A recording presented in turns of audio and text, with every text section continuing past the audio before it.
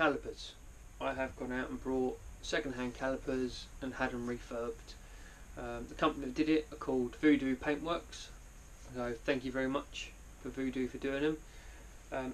They're a one-off custom colour, and that is this purple. So they're a purpley blue / pink. They're a 3-stage pearl, and Voodoo specialise in literally one-off colours. This is his own personal mixture of paints, and you won't see another colour like this. It's an amazing colour in the sunlight. I have got a video for you guys to see them in the sunlight and what they look like, but I chose to do them this colour because I didn't want to follow everybody else. Most McGann's the same colour as mine, are black and yellow throughout. I wanted to be different, so that's why I went for this very bright purple. Also, with my brakes being refurbed, I have gone all out on all of it. So I have also brought some new discs. I do have on my car currently the G hook, C hook or J hook, whatever you want to call them. On them I've decided to change to the 6 groove ones just because I like the idea of these ones. The groove is bigger, has more surface area, so the pad on track days will stay cooler, and I do a lot of track days, so that's the idea of these discs. I've also got Hell braided brake lines.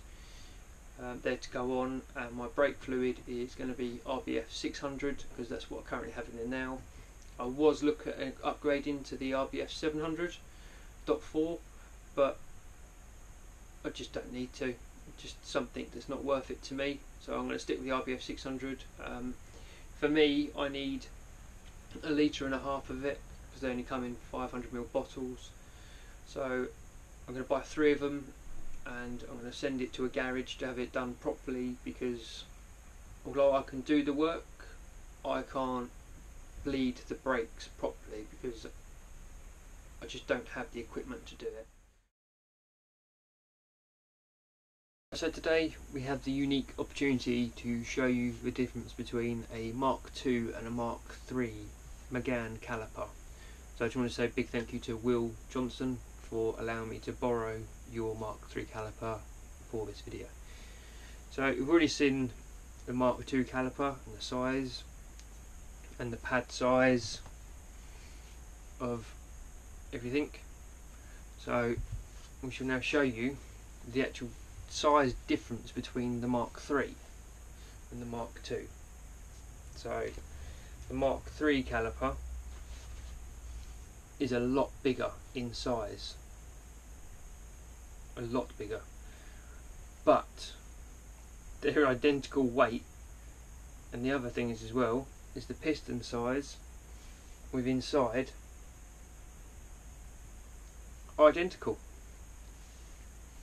literally identical. So the braking power difference actually comes from as simple as the pad. So because this pad is double the size of a Mark II pad, you get more braking power across the surface of the disc. So you can just see how much that takes up of the disc. I don't drop it, like so, and then I shall show you next to the Mark II.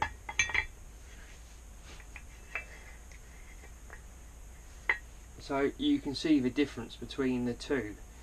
The Mark II, how much surface area it doesn't take up, compared to the Mark III of how much it does take up. That's a big difference for anyone who's on a track day. The cooler you can keep the brakes and the fluid and the pads and the discs, the better. So I also run RBF 600. Quite interestingly enough, the boiling point is far higher. So the dry boiling point is 312 Celsius. The wet boiling point is 205 Celsius.